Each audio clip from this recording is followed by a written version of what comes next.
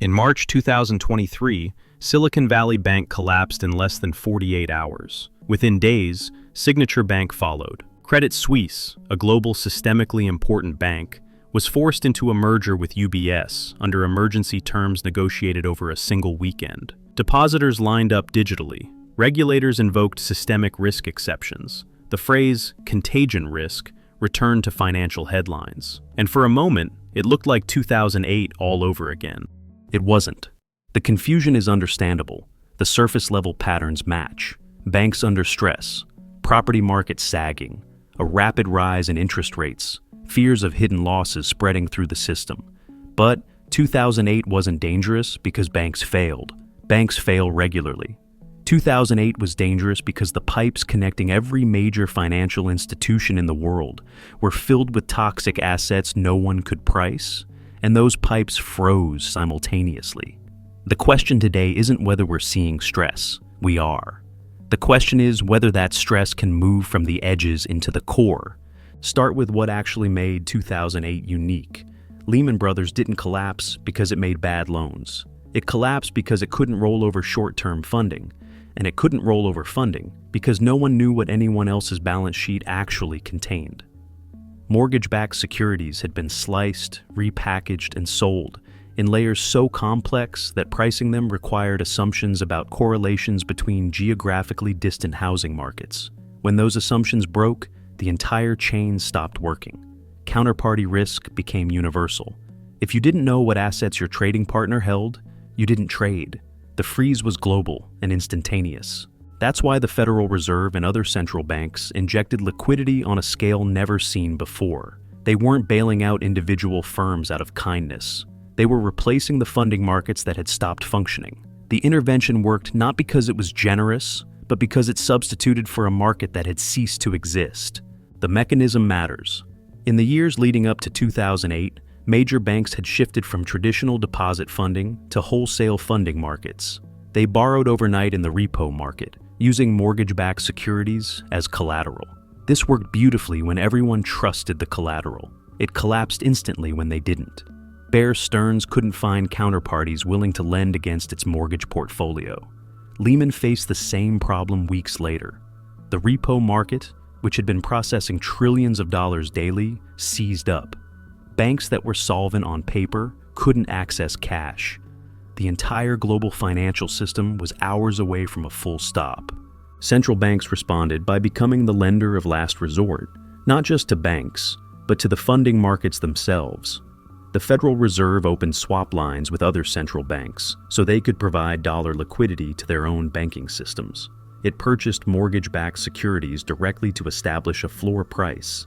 It guaranteed money market funds to prevent a run. These weren't bailouts in the conventional sense. They were emergency replacements for market functions that had disappeared. The scale of the intervention tells you how deep the problem went. The Federal Reserve's balance sheet expanded from roughly $900 billion in 2007 to over $2 trillion by 2009. That wasn't money being handed to banks. It was the Fed stepping in to replace entire categories of market activity that had ceased. Commercial paper markets, which corporations use to finance day-to-day operations, had frozen. The Fed created facilities to buy commercial paper directly. Asset-backed securities markets, which fund everything from car loans to credit cards, had collapsed. The Fed intervened there too. Every major function of the financial system required external support because internal trust had evaporated. Now, compare that to what happened in 2023.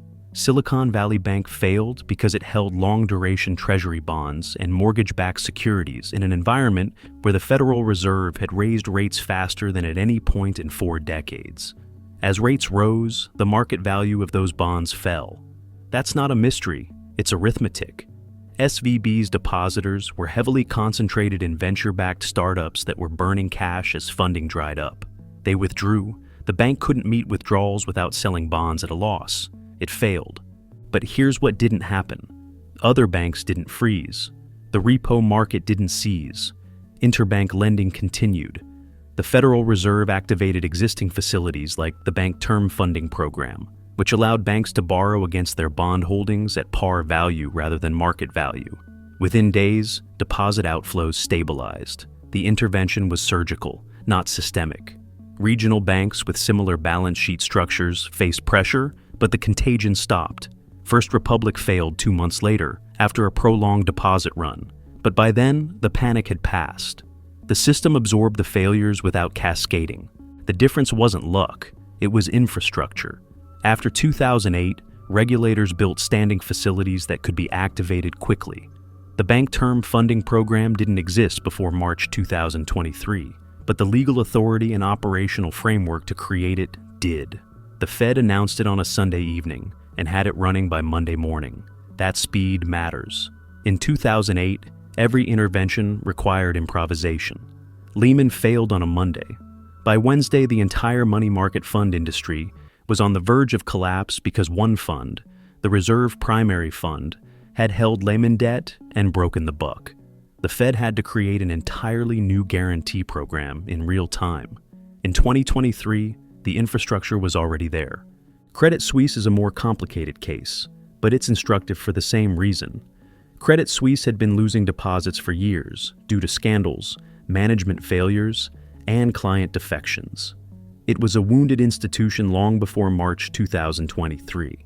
When panic hit the banking sector, clients accelerated their exits. Swiss regulators forced a merger over a weekend. The Swiss National Bank provided over 100 billion francs in liquidity support to ensure the merger could close without triggering broader instability. But the resolution was contained. Credit Suisse's counterparties didn't pull back from UBS. Derivatives markets didn't lock up. The merger closed and the system moved on. What's important here is that Credit Suisse was globally significant in a way that Silicon Valley Bank was not. It had over $1 trillion in assets. It was a primary dealer in multiple sovereign debt markets. It was a major player in derivatives, foreign exchange, and prime brokerage. Its failure could have cascaded. It didn't, because the resolution was managed, funded, and contained within existing frameworks. That capacity didn't exist in 2008. The difference is structural. In 2008, the core of the financial system was built on short-term wholesale funding and securities that were impossible to value in real time. Today, the largest banks hold vastly more capital and liquidity than they did then. They're required to. The Basel III framework, implemented globally after the crisis, mandates higher equity buffers, stable funding ratios, and regular stress testing. These aren't cosmetic changes. They're constraints that force banks to hold boring, liquid assets and fund themselves with stable deposits and long-term debt instead of overnight repos. The largest banks now hold what are called high-quality liquid assets, treasuries, central bank reserves, securities that can be sold immediately without moving the market. They're required to hold enough to survive a 30-day stress scenario without external funding. That's a binding constraint. It shapes every decision about what assets to hold and how to fund them. It means that when stress hits, the largest institutions have time and resources to respond without triggering a broader freeze. The stress tests matter too. Every year, the largest banks are subjected to scenarios designed to simulate severe recessions, unemployment spiking, asset prices collapsing, counterparties defaulting. The banks have to demonstrate they can survive without raising new capital or cutting lending. If they can't, they're required to build more capital or shrink their balance sheets. This isn't theater. Banks have failed these tests. They've been forced to adjust. The result is a system where the largest institutions are more resilient to shocks than they were in 2008. That doesn't mean the system is safe. It means the system is differently vulnerable. Commercial real estate is a good example. Office buildings in major cities are worth substantially less than they were 3 years ago. Remote work has reduced demand. Financing costs have risen. Property owners who bought at peak prices with cheap debt are facing refinancing pressure. Some will default. Regional banks with concentrated exposure to commercial real estate will take losses. A few may fail. The numbers are significant. Roughly $500 billion in commercial real estate debt matures in 2024 and 2025. Much of it was originated when interest rates were near zero and property values were at their peak. Refinancing that debt at current rates, with current valuations, is painful. Some borrowers won't be able to do it. The losses will hit banks, particularly smaller regional institutions that don't have diversified portfolios. But commercial real estate loans are not structured like subprime mortgage-backed securities. They sit on bank balance sheets. They mature over time. Losses are recognized incrementally. Regulators can see them coming. The resolution happens slowly, through earnings, capital raises, and occasional failures. It's painful, but it's not contagious in the way 2008 was contagious. There's no global secondary market in opaque derivatives tied to office buildings in Omaha. There's no structured investment vehicle in Frankfurt holding tranches of Dallas office debt funded by overnight commercial paper. The losses stay where they originated. This matters because containment depends on structure. In 2008, losses on U.S. subprime mortgages appeared on balance sheets in Germany, Iceland, and Japan because those mortgages had been repackaged into securities and sold globally. A default in Nevada could trigger a write-down in Zurich. That's what made the crisis systemic. Today's commercial real estate stress is concentrated in regional U.S. banks and specific property markets. It's visible, it's slow, and it's not exported through securitization chains to institutions that don't understand the underlying risk. The broader commercial real estate market is also different. Multifamily properties, industrial warehouses, and retail centers are performing differently than office buildings. Apartments in growing cities remain in demand. Warehouses near logistics hubs are valuable. The stress is concentrated in a specific sector, not spread evenly across all property types. That segmentation limits contagion. A bank with heavy office exposure might fail. A bank with diversified commercial real estate holdings will take losses but survive. China's property sector tells a similar story. Evergrande, Country Garden, and other developers have been in distress for years. They borrowed heavily, built speculatively, and now face a market where demand has collapsed and refinancing is nearly impossible. The scale is enormous. Chinese property debt is estimated at over $5 trillion. That dwarfs the U.S. subprime market. Evergrande alone had liabilities of roughly $300 billion when it defaulted. Country Garden followed. Smaller developers across China face the same pressures. But the structure is different. Most of that debt is held domestically by Chinese banks or held by Chinese households as pre-sold apartments. It's not securitized and sold into global funding markets. It's not exported to pension funds in Frankfurt or insurance companies in Tokyo. Foreign investors hold some Chinese developer bonds, and those have defaulted, but the exposure is limited and known. International banks disclose their positions. Losses were taken. The defaults didn't trigger broader runs or funding freezes. Beijing has tools to manage the fallout, including direct capital injections, state-directed mergers, and regulatory forbearance. Chinese banks can carry non-performing loans longer than Western banks because regulators control the system and can delay recognition. Local governments can step in to complete unfinished housing projects, preventing social unrest. The resolution is messy and slow, but it's not exporting instability to New York or London in the way that U.S. mortgage securities did in 2008.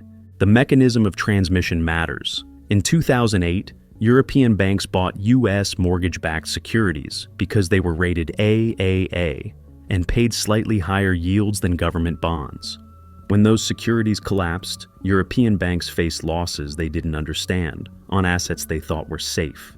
Their regulators didn't see it coming. The contagion was invisible until it wasn't. In China's case, the risks are visible. Everyone knows the property sector is in trouble. Foreign exposure is limited and disclosed. There's no hidden chain of derivatives amplifying losses across borders. The interest rate cycle matters here too.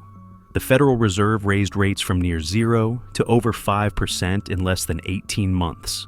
That's the fastest pace since the early 1980s. It caused immediate pain. Bond portfolios lost value. Borrowers faced higher costs. Asset prices adjusted. But the system repriced rather than froze. Why? Because the underlying assets were simpler. Treasuries, investment-grade corporate bonds, plain vanilla mortgages. These are instruments with transparent cash flows and deep liquid markets. When their prices fell, buyers appeared. The adjustment was sharp, but it was orderly. Contrast that with 2008. The assets in question were collateralized debt obligations backed by subprime mortgages. Pricing them required models that made assumptions about default correlations across thousands of individual loans. When housing prices fell nationally, those assumptions broke. No one knew what the securities were worth. Markets didn't reprice. They stopped functioning. Buyers disappeared. The distinction between a sharp repricing and a market freeze is the difference between stress and crisis. Consider what happened to the Treasury market in 2023. 10-year yields rose from around 1.5% in early 2021 to over 5% by late 2023. That's a massive move. It wiped out trillions of dollars in bond portfolio value. But the Treasury market kept functioning. Buyers and sellers met. Prices adjusted. Liquidity remained. Banks and pension funds and insurance companies took losses, but they knew what those losses were. The assets had clear prices. There was no mystery about valuation. The pain was real, but it was manageable. This is not an argument for complacency. The system is under stress. Regional banks remain vulnerable. Commercial real estate losses will continue. China's property sector could deteriorate further. Geopolitical shocks could disrupt trade and funding flows. High interest rates could persist longer than borrowers expect. Inflation could prove more stubborn than the central banks anticipate, forcing rates even higher. Any of these could cause localized failures. Some banks will not survive, some borrowers will default, some asset prices will fall further. There are also risks that didn't exist in 2008. Cyber threats to financial infrastructure are real and growing. A successful attack on a major clearinghouse or payment system could disrupt markets in ways that are hard to contain. Geopolitical fragmentation could split global financial networks, reducing the shock absorption capacity that comes from integrated markets. Climate-related losses in insurance and property markets could stress regional institutions in unexpected ways. These are different vulnerabilities, and they require different tools. But localized failures are not systemic crises. The distinction matters. In 2008, the financial system had built a network of dependencies so tightly coupled and so opaque that a failure in one part instantly threatened the whole. Lehman's collapse triggered a run on money market funds. The freeze in asset-backed commercial paper markets threatened corporate payrolls. A crisis that began with subprime mortgages in Florida ended with the global trade finance system on the verge of collapse. Everything was connected. Nothing could be isolated. Today the network is looser, the dependencies are more visible, the buffers are larger, the tools for intervention are faster and more targeted.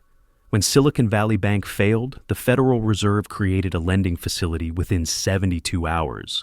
Depositors were made whole. The contagion stopped. That's not because regulators are smarter or more generous.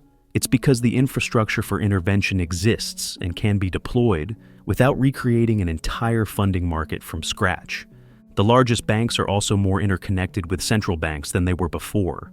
They hold reserves at the Federal Reserve. They have access to standing lending facilities. They participate in regular liquidity operations. This creates a direct channel for central bank intervention that doesn't require improvisation during a crisis. In 2008, the Fed had to invent new programs on the fly. In 2023, it activated existing frameworks.